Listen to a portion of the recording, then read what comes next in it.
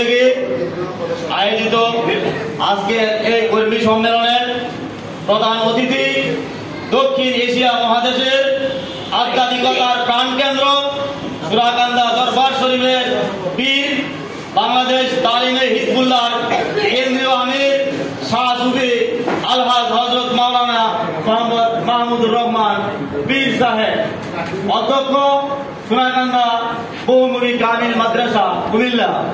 এবং আজকের এই অনুষ্ঠানের আলোচক বৃন্দ হিসেবে উপস্থিত রয়েছেন হযরত মাওলানা শফিউল্লাহ সাহেব, ভারপ্রাপ্ত মহাসচিব বাংলাদেশ তালিমে হিজবুল্লাহ। আরো উপস্থিত রয়েছেন হযরত মাওলানা কামরুল হাসান সিদ্দিক, অর্থ সম্পাদক বাংলাদেশ ইমাম কাফেলা।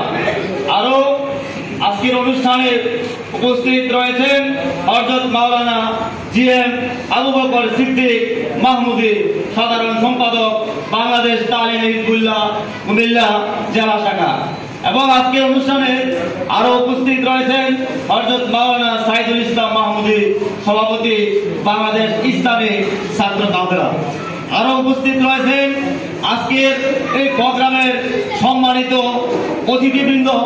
সকলকে জানাই আমার আন্তরিক সালাম, আসসালামু আলাইকুম ওয়া রাহমাতুল্লাহি ওয়া বারাকাতুহু। আমি এখানে উপস্থিত হয়েছি আজকে যে বাংলাদেশ তালিমে হিজবুল্লাহ একটি অরাজনৈতিক সংগঠন, এখানে কোনো রাজনৈতিক বিষয় সম্পৃক্ততা নেই।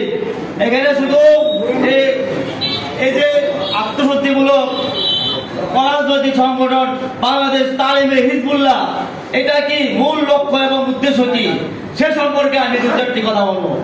এই আত্মশুদ্ধিমূলক অরাজনৈতিক সংগঠন বাংলাদেশ তালিমে হিজবুল্লাহর মূল লক্ষ্য হচ্ছে দুনিয়াবি কল্যাণ লক্ষ্য অর্জন করা এবং আমাদের মৃত্যুর পর আমরা সঠিকভাবে আমাদের জীবনকে পরিচালিত করতে পারবো। আপনারা জানেন যে কোরআন শরীফের মধ্যে আছে যে কুল্লু নাফসিন যায়কাতুল মাউত, প্রত্যেক প্রাণীকে মৃত্যুর স্বাদ বরণ করতে হবে। কোন প্রাণী এই পৃথিবীতে বেঁচে থাকতে পারবে না। All of the person will be die from the earth one day. একদিন সকল মানুষকে এই পৃথিবী ছেড়ে চলে যেতে হবে। কি থাকবে আমাদের? একমাত্র আজকে যে আমরা এসেছি আত্মশুদ্ধিমূলক রাজনৈতিক সংগঠন বাংলাদেশ তালিমে হিজবুল্লাহ, এই সংগঠন এবং এখানে এসে আমরা ছায়া তুলে এসে আমরা আল্লাহ এবং রাসূলের যে আমরা সঠিকভাবে আমরা তার দিক নির্দেশনা পাবো। আমাদের পিসা হুজুর রয়েছে সোনাকান্দা দরবার শরীফের, উনি যে আমাদের দিক নির্দেশনা দিবেন আমরা সেগুলো পুঙ্খানুপুঙ্খ করে পালন করব। এবং আজকের যে অনুষ্ঠানে যে আমাদের সম্মানিত পীর সাহেব কেবলা মাহমুদুর রহমান সাহেব এসে আমাদের অনুষ্ঠানকে ধন্য করবেন এবং সেজন্য আজকে তারা এখানে দাওয়াতি মেহমান রয়েছে। সকলকে আমার পক্ষ থেকে আন্তরিক শুভেচ্ছা এবং অভিনন্দন জানিয়ে এবং সকলের সুস্বাস্থ্য এবং দীর্ঘায়ু কামনা করে আজকের সম্মেলন যাতে সফল হয় সেই কথা বিবেচনা করে এবং সকলের সুস্বাস্থ্য, আমারও সুস্বাস্থ্য দীর্ঘায়ু কামনা করে আমি আমার সংক্ষিপ্ত বক্তব্য এখানে সমাপ্ত করলাম। আল্লাহ হাফেজ।